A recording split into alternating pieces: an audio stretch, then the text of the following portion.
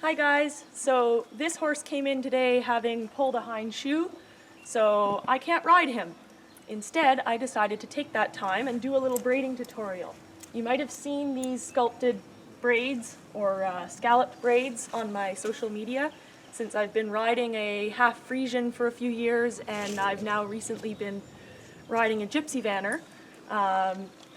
They have these lovely long thick manes and I can't pull them. I can't do it, guys. I can't. So I found a way to take a long mane and give it the same look as your traditional dressage buttons. So I'll be going through today how you do those. And never mind his flyaways, his mane hasn't been touched all season. So I'm starting the first braid. I've got 3 fingers because his hair is a little shorter than what I like. Usually I have, a very full mane and it's a whole hand. And then I'm just going to start braiding. Make sure you're snug at the top, but don't think quite as tight as a hunter braid because you'll have to be able to pull your braid through the base once you're finished.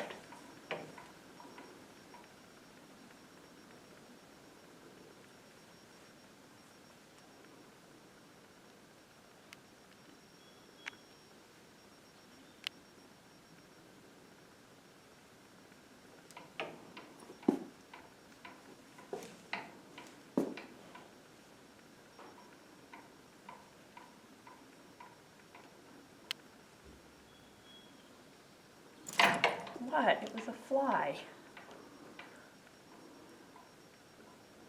I know you hate them. Now, I'm not counting my crossovers. You can, if you'd like. I just kind of guesstimate the length. I braid almost all the way down. It's easier to take out a few stitches than it is to add them. Then elastic at the bottom. I'm using white so that you can see it.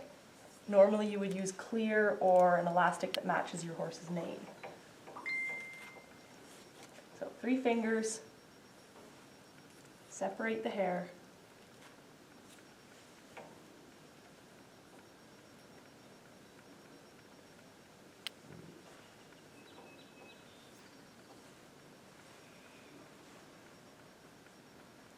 Give the end of this braid a twist so that the hair stays together, and then fold it like so.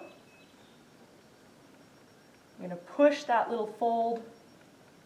It helps if you get your spot first with this finger, right through the base of the mane.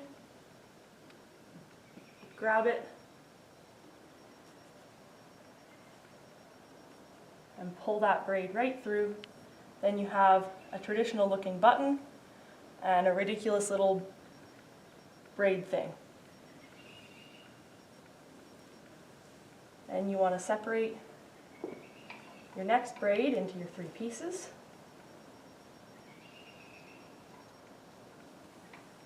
Bring this around. Now it doesn't really matter if you give it a turn this way and around, or you let it be this way and around. Just make sure that you do the same thing with each braid. I'm going to go this way. Cover that elastic if you can with your stitches. If you can't, you can see the elastic there, I'm assuming. I'm just going to flip that hair over so that the elastic is underneath that right there.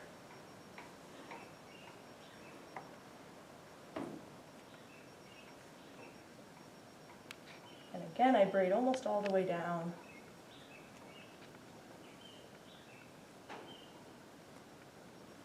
Not a professional braider, not as fast as them, but it gets done.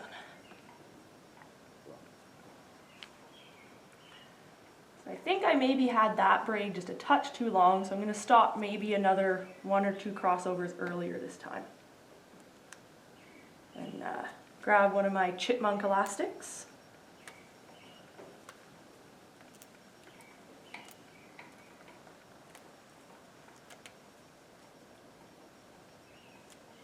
Then I will separate out my next braid. Hopefully by now you get the idea. I will finish this braid. Once I'm done with this braid, you can come back and meet me when I'm near the end. So twist this up. If you're kind of nasty like me, you can get it a little wet with your spit. I don't have a spray bottle full of water.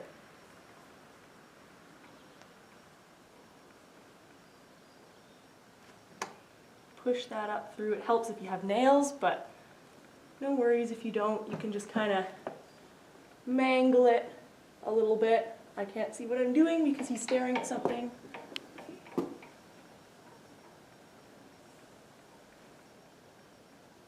There it is.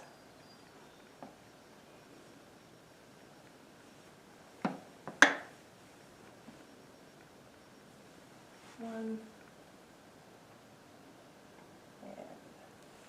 3. Now, if your horse does have a very long mane, and at the end of this braid you've got a ton of hair, you want to make your center a little bit thinner because this hair is going to add into that thickness. There, you can see that elastic placed a little bit better, that I can actually cover it with this first cross right there.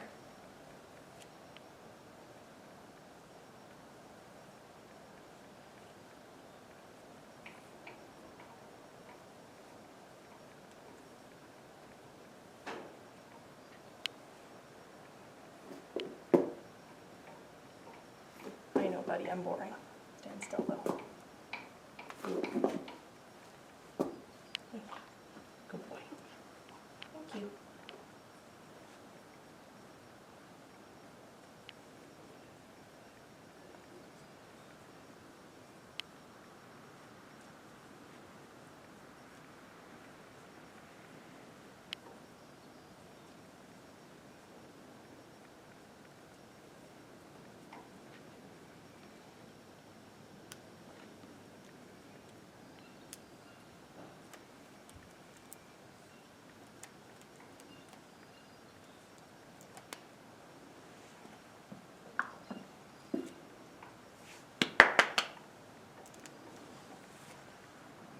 Fingers.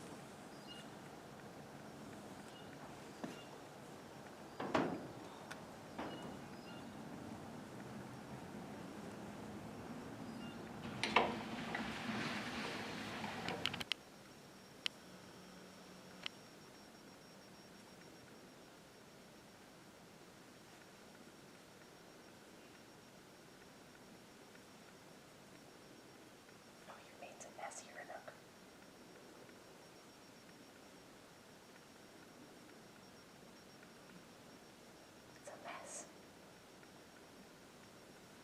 There we go.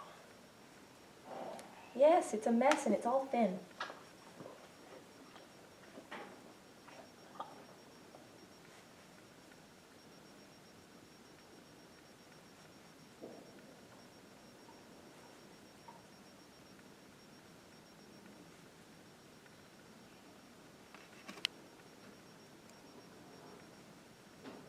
And if you do a bit of a dumb like I just did, you can just borrow some hair from your thicker piece.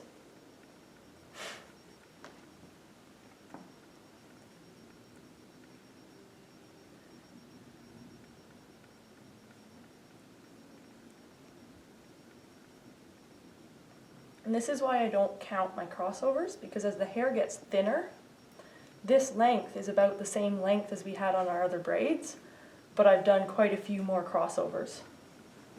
So I just kind of guesstimate. Basically make it up as I go along, like, you know, everything else I do.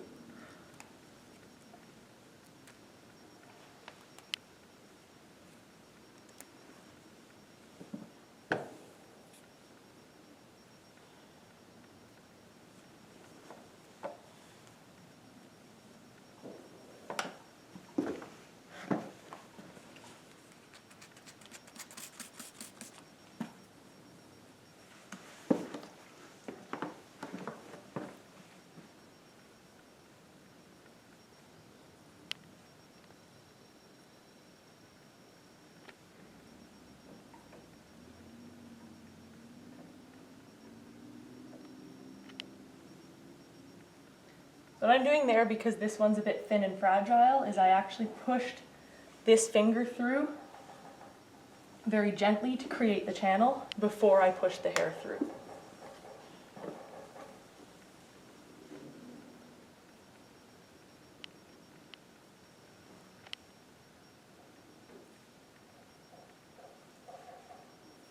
Hiding the elastic if you can.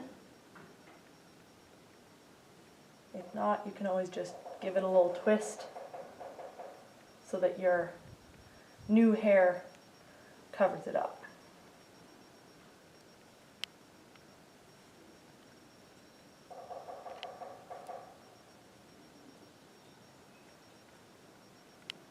Hey, buddy. I know. Yes, you're being patient, but you need to stand. Thank you.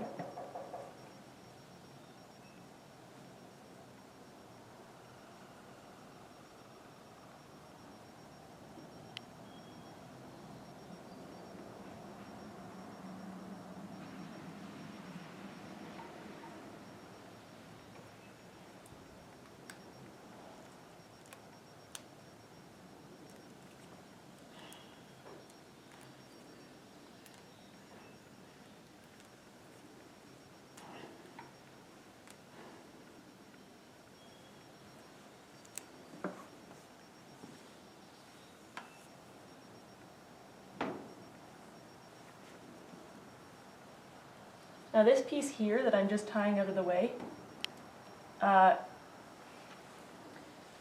if you're a perfectionist, you can make one more braid out of it. If you're kind of a lazy jerk like me, you just smooth it back and put the saddle pad over it.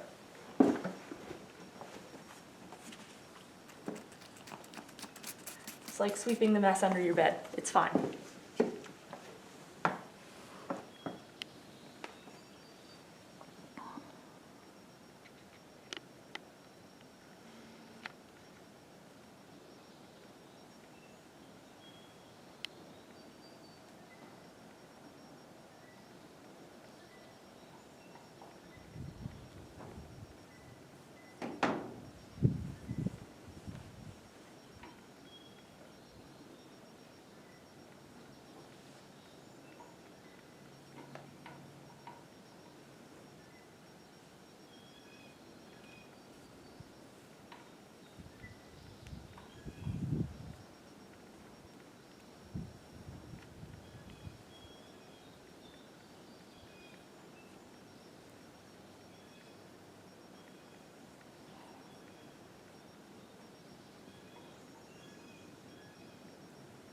Now this one you have two options. This is our final braid. I'm pretending this doesn't exist. You can braid to about where we are, and you can fold that up and then use your excess hair. The way I like to do it is to try to be fancy. So I still braid all the way down, and this time instead of leaving that little bit of hair to continue into the next braid, I'm actually going to braid as far to the bottom as I can get.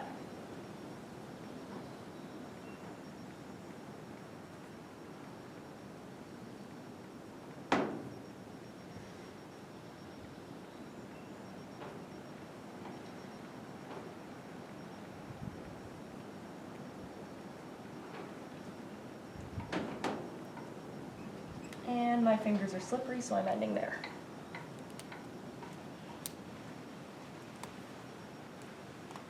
Now what I do with this little piece of hair here is I just fold it up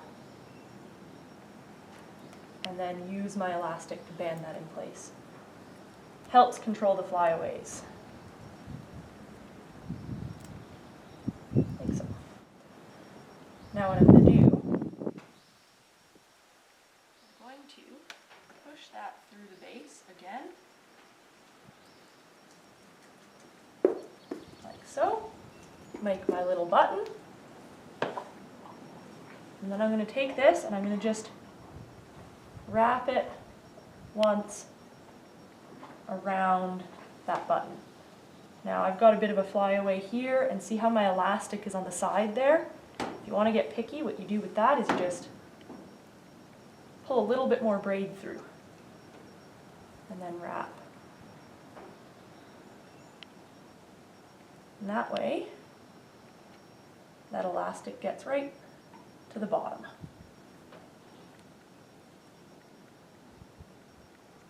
You take this band, hold that bottom,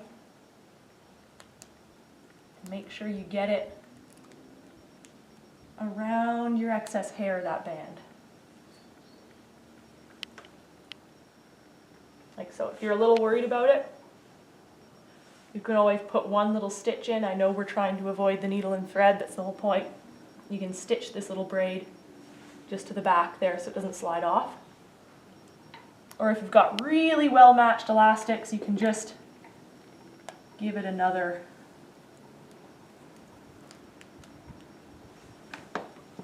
elastic. So now that you're done, you can see that some of these are a little lower, some of these are a little loopier.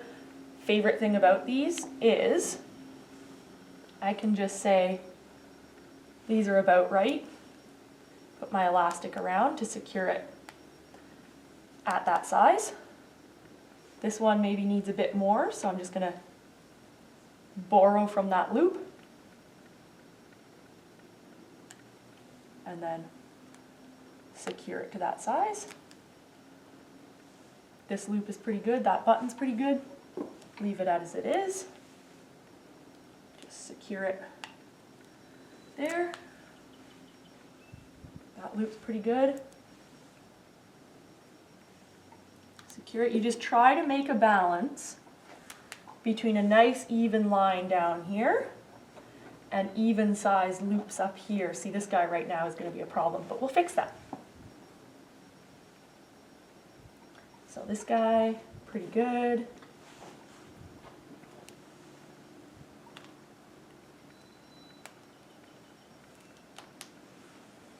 This one maybe needs a little bit, and that loop needed to be smaller. I know, we're almost done.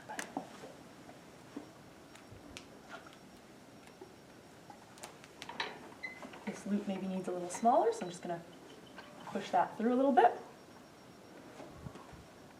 Loop gets smaller, button gets bigger. Infinitely adjustable. Well, close enough. Good, but this button is a little bit small, so we may need to actually just undo this one and play with them both a little bit. There we go. And then redo that guy. So you work from the bottom up because that's how you've been doing these never ending, right? You can't really get to the end with a big loop and nothing to do with it. Push that through.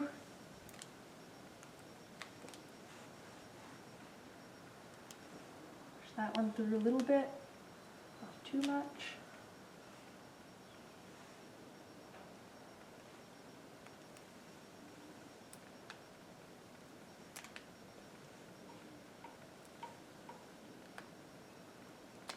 And there we go. Looking pretty good.